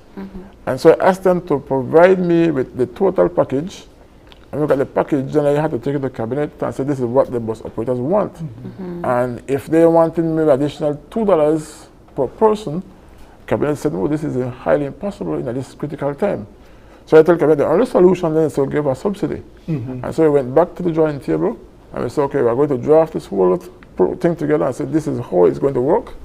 And I was very surprised when I took it to the cabinet and I showed them the whole breakdown, that they were very, accommodating. And I said, this sounds like a package that we can give back to the operators. Right. And so we agreed that they are going to get 91 cents on every gallon of fuel that they purchase, and we are going to cap the price at $13.50. So that is being kept at $13.50 for diesel for all the bus operators across the country. And they are very, very happy. That's the first time something has ever happened to them. They have tried many times and nobody listened to them. So I sit down and we have a candid conversation. So no longer the minister is above them. We sit down like just normal men and women, and we come to a conclusion, and this is the end result. And they are very happy. So one more and then I'll make Brighton finish. Take your time. I wanted to ask about the fee, right? So when a civilian pays for public transport, they get on the bus. What is that $7 covering? Is it just fuel? Is it just fuel that the $7 is covering when you go on bus and you pay $7? That just fuel you to pay for, or you to pay for one seat, you to pay for quality of service, you to pay for fuel? What are you actually paying? Very good question. You should pay for quality of service. But Belize, over the years, we feel that we are comfortable with what we have. When I became the minister, I told them, I'm sorry, this narrative has to change. And when I brought in Floralia, when I said, oh, Mr. Ferguson on the bus line, I don't have 1 cent in it. But I'm trying to show them where we want to go. And some of them are reluctant in the beginning. They don't talk to me as a minister. Oh, this minister come and he come and start to change the rules right away. But they come to realization. And I said, you know what, this might be the way to go. And so I actually went to the National Bank and negotiated a package deal for them. So I think that that MOU will send with National Bank between today and Monday to tell them that we have a package for any one of them who want to come in and get a loan to upgrade. So when I was in Korea, I look at their whole bus system, man, everything is superb. Man, everything is intact. And I say, you know what, I want to figure out how I can come back to my operator and figure out how we can create a package for them. So right now, somebody Korea is looking for some buses between 2010 and 2012 because we can't afford brand new buses for everybody. And so that person will get back to me within another couple of weeks and say I can find maybe 50 buses, 2010, 2012 at so much. I'll come back to them and say, okay, I have found a package for you, for everybody, and the buses will cost so much. But they are no longer on their own. So they come to recognize that this minister not only to put them under pressure to get it done, but to find the solution for them. And so hopefully by December, we are telling them, well, we'll find solutions so we can start that program. Mr. Garvey, I want to bring you back into the conversation. I had to segue. But certainly, speak to us about how the International Youth Fellowship could be or is providing programs for young people to expand beyond just what one would perceive as being a youth integrated into a space to have discussions about youth. Speak to us about how the Youth Fellowship promotes integration of young people into national development. Sure. We have a multiplicity of programs that we offer. But as I was listening to the questions being given to Minister about especially the young people's involvement in the decisions, it got me thinking. Minister experiences in Korea. And what was important, of course, we tend to look at economic resources. People, that's what they see. But what people don't see and think is important is the human development. That is what Korea focused on in the 1950s, developing the kind of mind that these people had that can change the economy, can change the country. What IYF is trying to do is to give the young people a certain kind of mind so that when they take their place later in the future as leaders, they can see the country changing, not necessarily relying on the economic resources, but with the little that they have, they can change. Minister made mention, Korea has not one drop of natural oil in Korea. But in 2012, they were the #1 exporters of oil. How is that possible? The kind of mind that they had to think, they can sit back, I don't have anything, so we cannot do anything, or they can think a little bit deeper. They import oil, the crude oil, they refine it and then export it. So that same kind of mindset is what we want to give to the people. Of course, we want to see the inclusion of the young people. That's important. But inclusion of the young people with the correct kind of mindset. There's a fact, in the educational system, they're only given academia. I learn about accounts, I learn about architecture, I learn about the arts and the sciences. That is it. But how do I take that now with a correct kind of mindset to help my community, to help my country? This is what is missing. So even though we talk about mindset education, it's very much undervalued because we cannot see it. But this is the platform that everything else needs to be built on.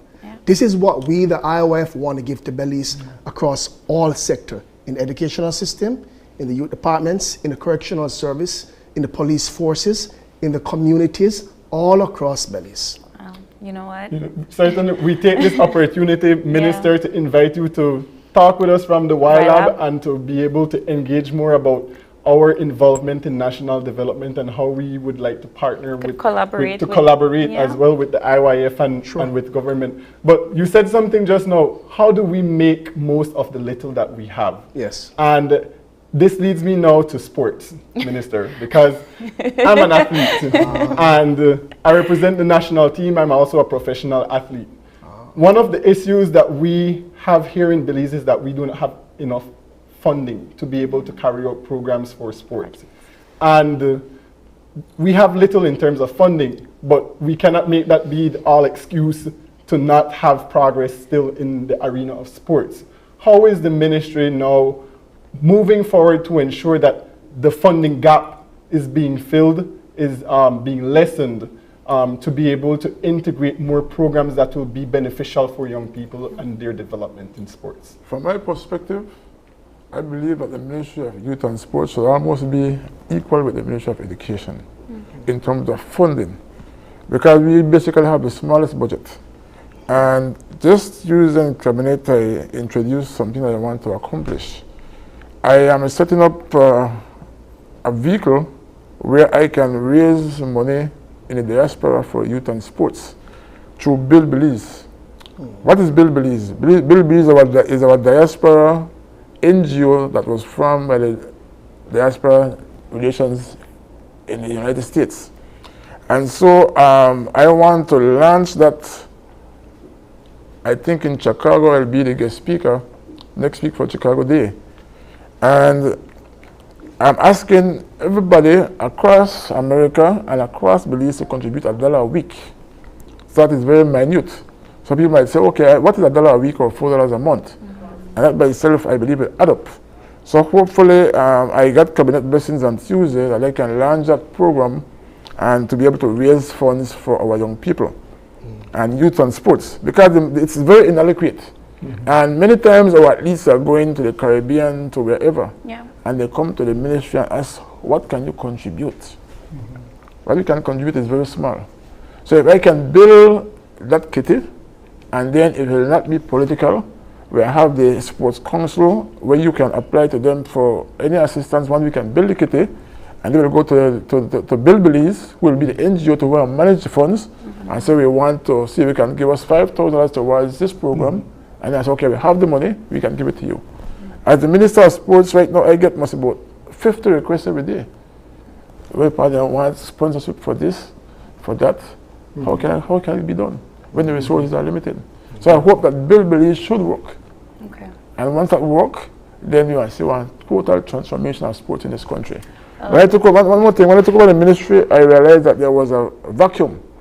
And so right now, I said I will start with basketball. We have nationwide basketball going on right now in the entire country, from Punta Gorda to Corozal, from San Pedro to Benque. And hopefully we'll have a climax maybe in August and figure that there's a champion. The volleyball over the last week was very enticing. I went to one game and I said, man, these young ladies are playing their best.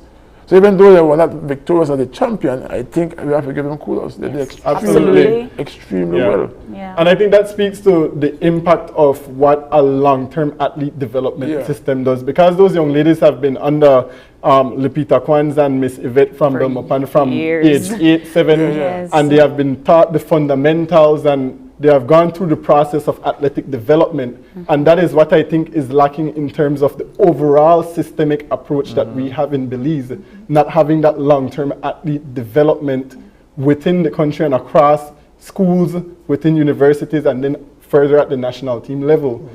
So certainly we look to see how Belize would be able to implement the long-term athlete development programs across the board.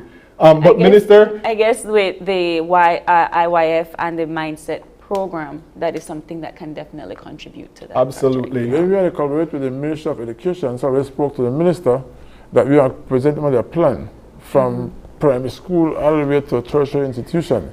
For example, I know of late before COVID, we were putting like primary school commission maybe, but the commission is only for 2 weeks, and that's over. So you need to give them more time, and the minister is now changing the curriculum for education that will give opportunity for young people to play more sports and activities in that regard. Perfect. But Minister, we could have this conversation all day. But we are out of time completely. I mean, the time just goes so quickly, especially we definitely wish we had 2 segments for sure. Yes, but we invite you to come back and continue the conversation. We invite you to come back and talk about the Mindset program, because I do agree, right, that you have to have a mindset in order to contribute to policy making and development. Thank you both so much for being here this morning, and come back please for another segment. And with that, we're going to take another break, and when we get back, Papa Churros, you like elotes? Okay. Stick around, we'll be back with Papa Churros. Stay tuned.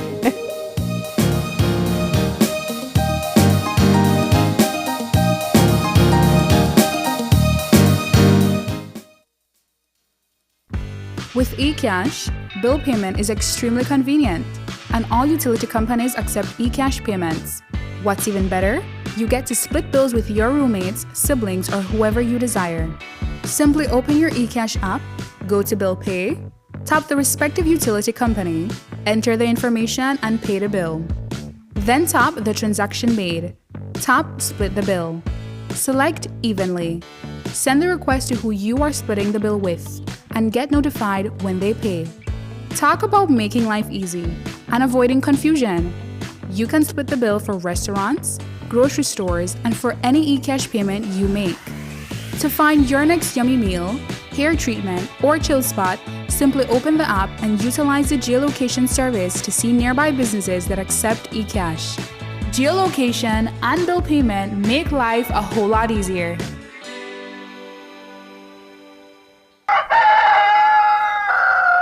Wake up! Wake up! Now which cheese you think you may eat all the while? Gaio cheese with the blue rooster on the label is the traditional and the real deal. The original Dutch, redback or hard cheese in a Belize. Be aware, check your label and make sure it is in English and for the Belize market. Gaio cheese with the blue rooster, the real deal. Santiago Castillo Limited, supporting and building our Belizean community for 95 years and counting. Gaia Edam Dutch cheese, aged and tropicalized, the best formula for the Belize market, exclusively distributed by Santiago Castillo Limited. Get ready to tackle your yard with these lawn and garden products from Benny's. We have Scott's Turf Builder seed and fertilizer spreaders for thicker, richer lawns and gardens. Quench your plant's thirst with an assortment of Axi hoses and nozzles. Trimming hedges? That's easy when using Axi Hedge Shears. Imakasa rake and Vulcan heavy-duty lawn and leaf bags makes for easy cleanup. Keep away mosquitoes and other biting insects with the Burgess Insect Fogger. So get these lawn and garden products and more only at Benny's. Celebrating 75 years of quality and savings.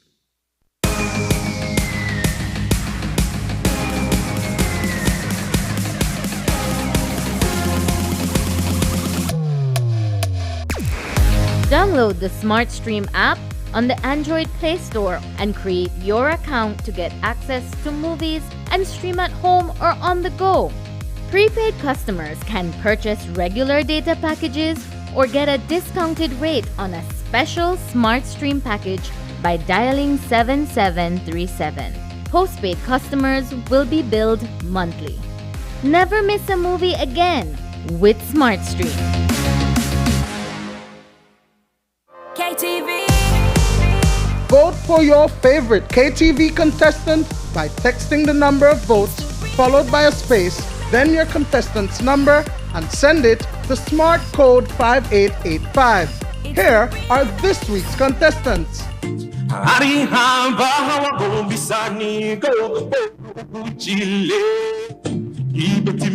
Feel the warmth of the shining sun, feel the cool of the breeze, hear the sound of the rolling waves. Te quiero a ti, mi amor, aquí entre mis brazos. If I take your call, light it on fire. Come 1, 2, 3. Baby, trust me when I say you ain't seen crazy. Give me the bass, pump up the place. Give me the drums, bring down the place. Soulful people, soulful town, all year round. I wanna know who said Creole no got no history. I wanna know who said Creole no got identity. When they 15 to 20. You love me for my sneakers and my chocolate ice cream. Baila amiga. People, that's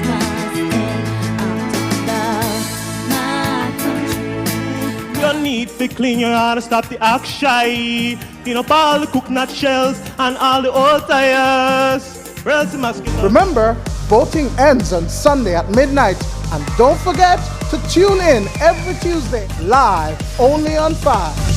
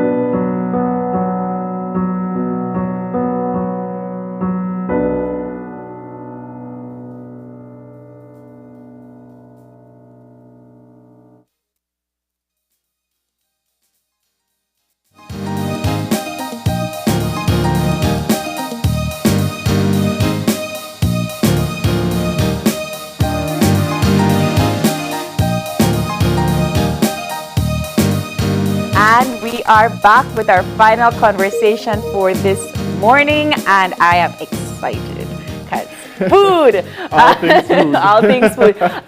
We have with us in studio Papa Churros, and I know if you have seen the van, you know that the Papa Churros. We have with us Star Foreman, who is the owner and manager of Papa Churros, along with her husband, and Natalia Foreman, who is the assistant manager. Good morning, ladies. Good morning. How are you guys? I am happy. She's been happy from she saw the rundown this morning, so we are definitely delighted to have you on. Yes, so tell us about your establishment, your company Papa Churros, and when you started. Papa Churros was actually established in December of 2019, and it all started with churros. Churros. Yes. So I used to make churros at home for my kids, and I used to post it on my social media, and everyone was like, "Oh, when are you going to start selling churros?" So we decided, you know what, well, let's try it out and see how it goes. And almost 3 years later, it's developed into what it is today, you know. Yes. Do you have I know you have a food truck. Yes. Do you have an establishment? Yes, we do. It's on 2nd Street in San Ignacio. So we are San Ignacio based, but our food truck travels the entire country. We are from Corozal all the way to Toledo. You name it, we've probably been there. But I know that you're mostly famous for your elotes. Yes. So how did you go from churros to elotes? Well, it started with the churros, right? And then one day we were at the market and we're like, there is an abundance of sweet corn. Because you will find elotes on the street, but it's not made from sweet corn. So we wanted to bring that street corn vibe, but elevated, you know, a little elevated. So we decided we're going to start doing it with the cheese. It was, our original toppings were the cheese, the regular Cheetos, and the hot Cheetos, which everyone loves. And then it started evolving, and we started getting one topping after the other, and now we're up to 7 different toppings. What's the most famous one that everybody asks for? Well, it's a debate. It's a debate between 3. Okay. It's the cheese, the traditional cheese, the hot Cheetos, or our house mix, the Fiesta Verde. So you could get elotes from everywhere else, but you probably won't get it with the Fiesta Verde. What is this? Is our house mix. This is a corn tortilla chip base, and we add various spices. Okay. And a little secret to this one is that the pepper that we use in there, we get it all the way in San Juan Village from a little Maya man who grows it, dries it, he roasts it himself, and he grinds it himself, and he goes in his little bicycle selling it. So you're getting the real deal. Yes, you're getting the real deal. Mali bicycle man, they get commission. April, I'm taken aback because I was looking at this just now and I was wondering, like, what is this? Color, I had no idea it was chips. Yes. It's Cheetos, and I think about it now and I'm like, the younger kid in me is just excited. The colorfulness of it all, I think, is what is extremely attractive. But what led you to this kind of idea? So why you did this? Who doesn't love elotes, right? You know, weird people. I mean, we grew up looking at the eloteros on the street side, you know, with just the regular corn and the mayonnaise. And like I said, we wanted to bring something different. We wanted to take an idea and make it elevated, you know, like make it better, make it exotic and unique.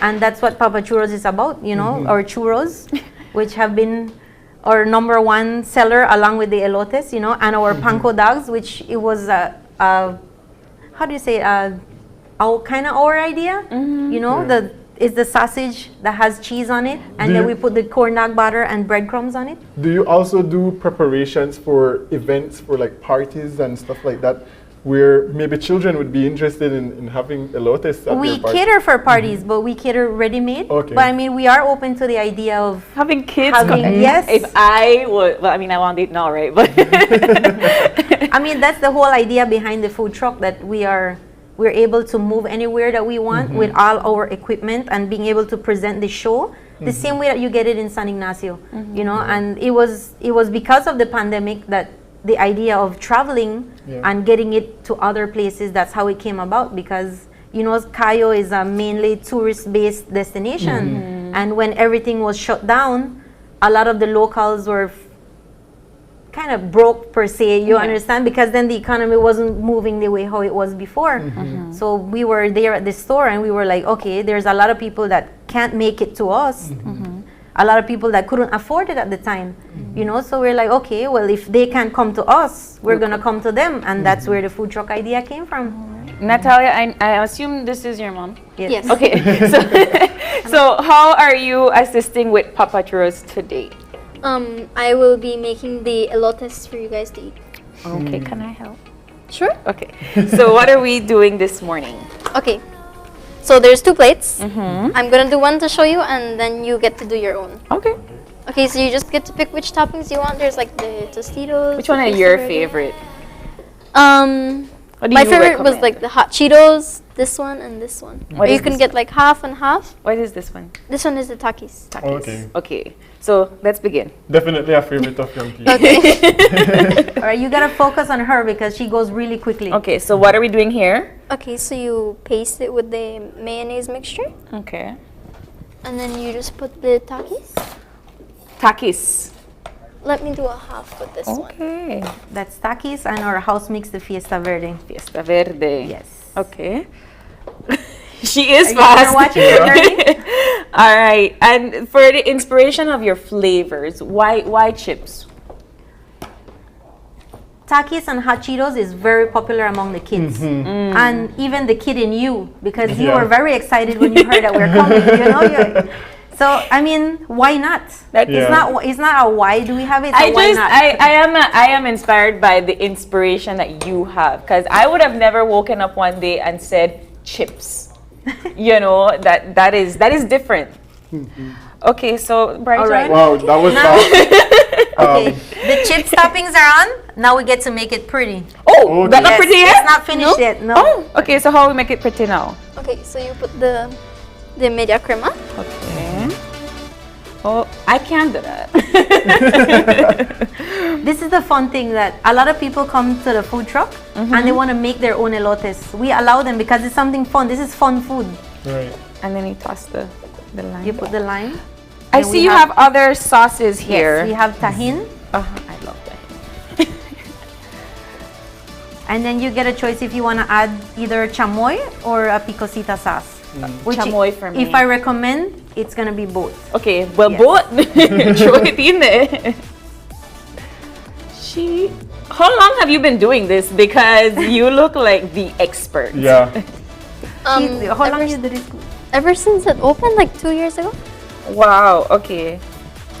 And this isn't even fast enough. We have a record between her How and her many dad. how many of these Put would that you on. be preparing in an average day? It depends on location. Okay. Yeah. So where in Belize would be the location where you'd have to be on the go preparing elotes? Like really crazy? Yes. I'd have to say down south. Okay. And even north, it all has its different, you know, Yeah. different I days. am. Look at this, Brighton. Yeah. Shocked and awe. She did that in under like 2 minutes. So we are slow. Here. No, like I said, her record is 18 seconds for making an entire plate of elotes. We have a record. We have a 18 battle. seconds. Yes. I know you competitive, You but want like to try to beat that record today? Brighton will try Come, let me to step beat to that the side. record today. There is no way possible. All right. Do you know which toppings you want? You have the regular Cheetos. You have Doritos Dinamita, hot Cheetos. But we only have one. The cheese, Uh-huh. Takis, Fiesta Verde, and the Tostitos blue corn. Do you Okay, like spicy? No. No? Okay. I don't do spicy. No that- spicy. You could get the regular Cheetos, the cheese, and the Tostitos blue corn. Okay. Those are non-spicy This options. one, right? The All right. Tostitos blue corn. All right, I'll put it close to you, Brighton. So you Should got we it. time you? He done the heat time himself. 18 seconds already went. You gotta cover the whole thing. You The don't want to whole miss. thing. You don't wanna miss wanna anything. Yes. Okay. You could tell that I'm not a good painter, It's right? okay. It's okay. You didn't take art classes as a kid? You want to put 2 flavors on one? You could do that as well. Right. And the cheese. I could definitely see why this would be fun for the kids to prepare themselves. It's a huge thing on TikTok, actually. A lot of people come and try to make their own elotes, and then they put it on TikTok. That is cool. Which one is this again? That's Takis. So that you're going for the spicy. I love spice. I don't know if you noticed, right? But Papa Churros. All right. So this is mine. I don't know if you want to do the next one. And then she put your cream. This is not going to be. I can't do it like she. Practice makes perfect. Natalia has about almost 3 years experience. You're 2 years behind April. Right? Okay, tahini. Oh wait, but tahini is spicy.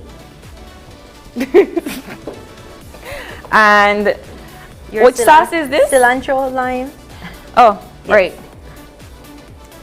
Garnish Alright, it. going in with the spicy. No, well, he can't do spice, so I have to do be your nice. cilantro like Salt Bay. Oh, yes. And then lime. Add some color here. Yes. Yes, add some pretty. Have fun with it. This is the whole point. And you then gotta have fun with it. What I see this sauce. What is this stuff? That's ketchup and mustard for your panko dogs. Oh, okay. So not you that. You have the chamoy not that. and the picosita sauce. Yes. Is the chamoy spicy? No, it's not spicy. Can we do chamoy? Yeah. Okay.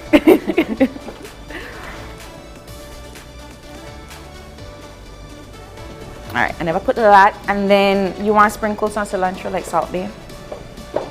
Oh no, he didn't do it like Salt Bay. Oh, you wanted the... Yeah, be delicious. Yes. And then some lime. And what are we missing? We're missing something. I feel that's like it. That's it? Yes. All right, this is mine and Brighton's creation. And it look Definitely. nothing like hers. It looks nothing like that. I done broke it. All right, there you go. Papa Churros elotes. Papa Churros elotes. So are we hired? No. I'll speak to the boss. We did not make 18 seconds, that's for sure. But they look so vibrant, so colorful, so beautiful. Okay, and so you said your corn dogs are a new addition. Oh, well, they've been on for a little while. Okay. Yes. We call them panko dogs because it's similar to your traditional corn dog, but then we roll it in panko breadcrumbs so you get that really nice crunch. Okay, and what do you put on that? Get the ketchup and mustard. Ketchup and mustard. And mustard, yes. Okay. So she make it pretty because she have 18 seconds experience. Here what? It's 4 of us. Each one of us will get to do our own. Do you like one. ketchup and mustard? Yes, I do. Okay. Let's see if you have a little drizzling skill. Something have to pan out. I mean, we are trying to hire you guys, right? Brighton, may try beat that 18 seconds. I did do food and nutrition You in did? first and second form, April. So How did it work out don't for you? take my skills lightly. How did it work out? All right. I am not a ketchup person. No? Okay, No, just mustard. Just mustard. That's fine. I like mine with just mustard as well. And because I have OCD. Doan natin, doan. And of course, she's the see like that. Come on, dude. Lovely. Do you see why she's our assistant manager? She is hired. And there you have it, There you folks. have Elotes, panko corn dogs, and churros. So you need to decorate this. And the dragon fruit lemonade. Oh, to go along with to wash it down. To wash it all That's down a really, really refreshing lemonade. Yes, they're in season Yes. right now, right? The dragon fruit, fruit is in season. Okay. So we try to take a lot of seasonal things and make something with it. I love it. So Papa Churros location and where will you be? Anytime, any place. Well, our location, you could find it out on our Facebook page. We have 3 social medias. We're on Facebook, we're on Instagram, and we also have a TikTok where we have a lot of delicious videos right there. And we post our schedule on our social medias. Because of the availability of sweet corn right now, it's a little bit scarce. So we're posting as we go. But usually every Monday we have a schedule posted of where we'll be and what time and everything. There you go, Papa Churros. These are the creations that they have. Beautiful, beautiful sweet corn on the stick. Corn dogs. Panko dogs. Panko dogs. Panko dogs. I keep forgetting. And then, of course, their classic And the churros. So, always a pleasure to And have. it's fun actually It's so preparing. fun. So much fun. I knew we were concentrating on beating her record of 18 seconds, but it was really fun to do it. Maybe All of these if we wonderful ever get to come back on the show, we could have a little competition. Competition? You could practice from now till then. Okay, well, thank you guys so much for coming in and taking the time to talk to us about. Thank you for having us. I did want to mention that we're also in Belize City every Wednesday and Friday. Every Wednesday and Friday. Every Wednesday and Thursday. Wednesday and Thursday. Wednesday and Thursday, we are in Belize City across Publix Supermarket. That's on Central American Boulevard. Okay. You'll see the truck right there. All day. It's reserved especially for city. Awesome. Yes. Love it. When you're on the level, fun.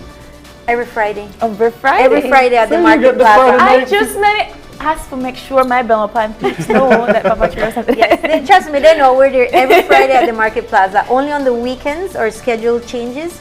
Sometimes we're down south, sometimes we're north. It all depends on what events are happening. Perfect. Okay. Well, thank you guys so much for stopping by. Thank you for I having appreciate us having this competition. You ready for eat? I want to eat. We have to take a picture first, and don't tell me already, so I can't eat until they take a picture. But you still get to I eat still it. get to eat it. But we'll be right back for wrap up, so stay tuned.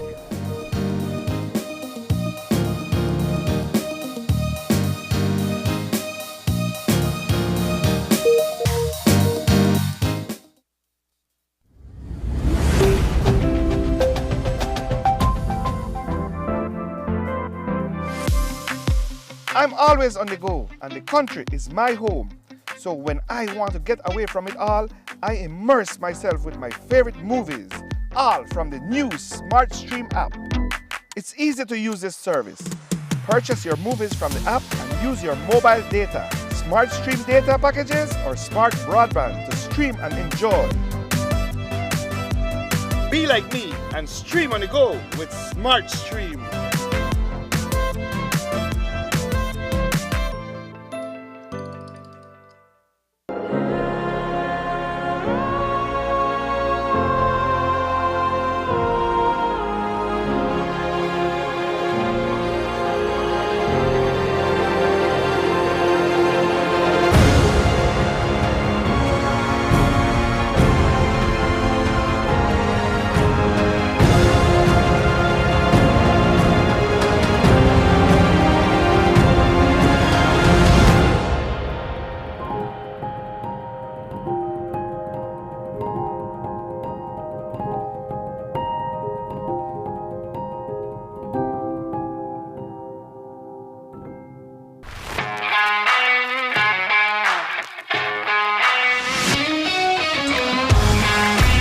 Messi. Off goal, what a goal from Leo Messi. What an incredible strike from Leo Messi.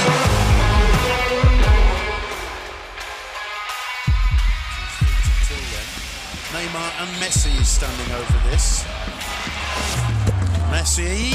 Off goal, what a goal from Leo Great entertainment stays with you, and we bring you great entertainment. Next Gen, the ultimate digital experience.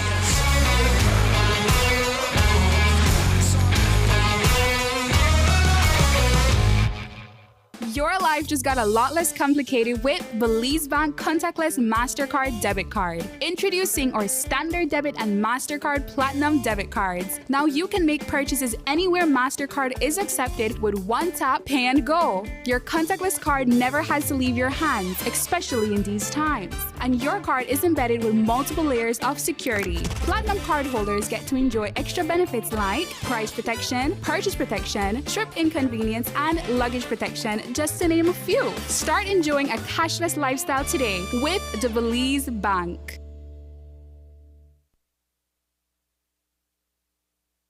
KTV. Vote for your favorite KTV contestant by texting the number of votes followed by a space, then your contestant's number, and send it to smart code 5885. Here are this week's contestants. Feel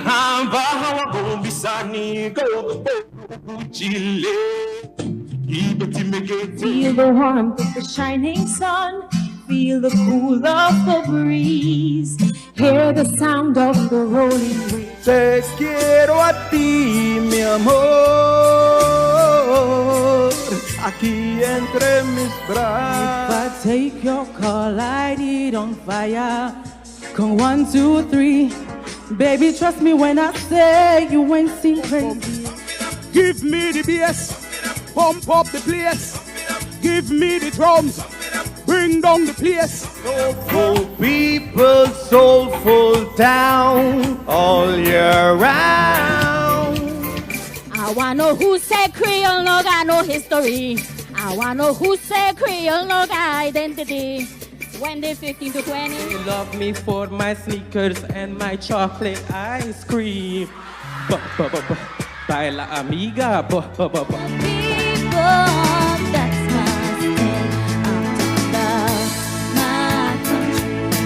You need to clean your heart and stop the act shy. Clean up all the coconut shells and all the old tires. Remember, voting ends on Sunday at midnight. And don't forget to tune in every Tuesday live only on 5.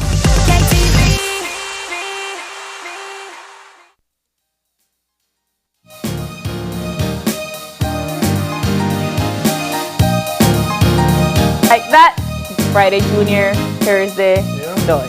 But it was very healthy conversation this morning, and we finished it off with Papa your churros. favorite food.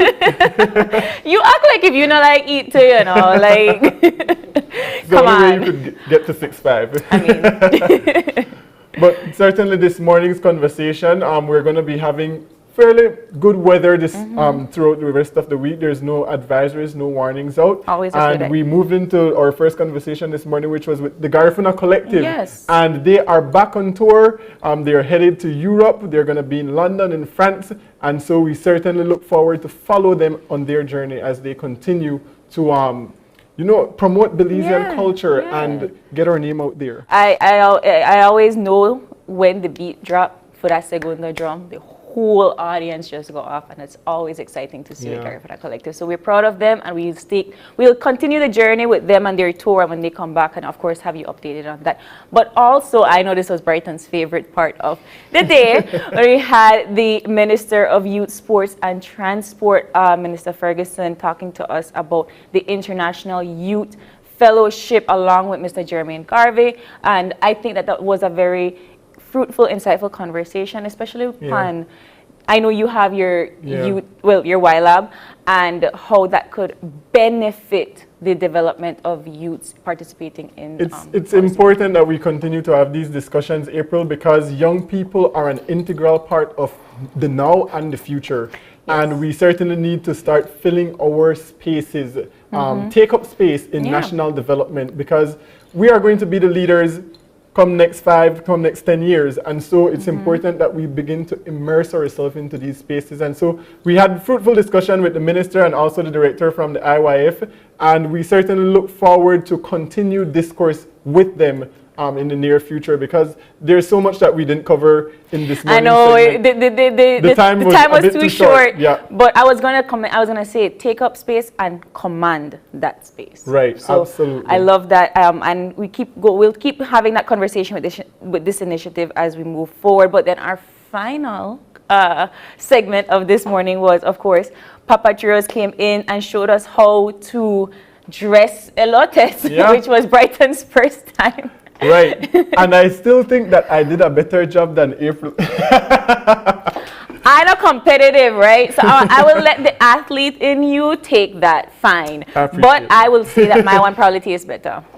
But certainly we're thankful to have them stop in this morning and brighten up the room studio. It's so full, even down to the tablecloth. I really like their entire presentation. Yeah. So of course you can always check them out. They're here every Thursday in Belize City, across from Publix, and Wednesdays across from Publix on Central American Boulevard. So make sure that you stop in, try a churro, try a panko dog, did I say that correctly? Or an elote. And of course, they have their establishment, their storefront in San Ignacio, so you can check them out there as well. And also on Fridays in Belmopan. On Fridays in Belmopan, because you don't know, we need to eat. But we gotta go. Yeah, we gotta go. We gotta go. And we want to thank you all so much for joining us this morning. You wake up this morning and you open your eyes and started your morning right. And of course, if you have any questions or concerns, yes, drop us a line right there under Brighton, OYE at channel5belize.com. You could also find us on Facebook at Open Your Eyes BZ and on Instagram at OYE Belize. Thank you so much, Belize. We hope that we brightened your morning, and be sure to keep your eyes, your minds, and your hearts open. Have a great day, Belize. We both will have a churro. We both will have a elote. Well, I want to eat one. So, okay, you can have the churro and I'll have the elote. Cheers! Very good. See you guys.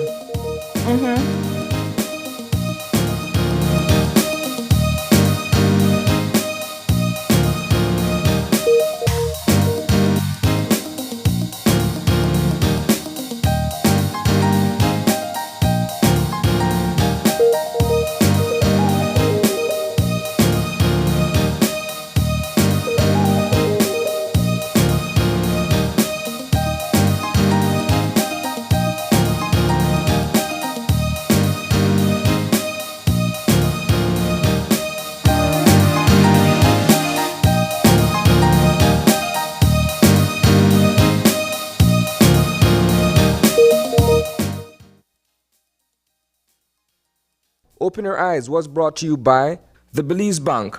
Our country, your bank.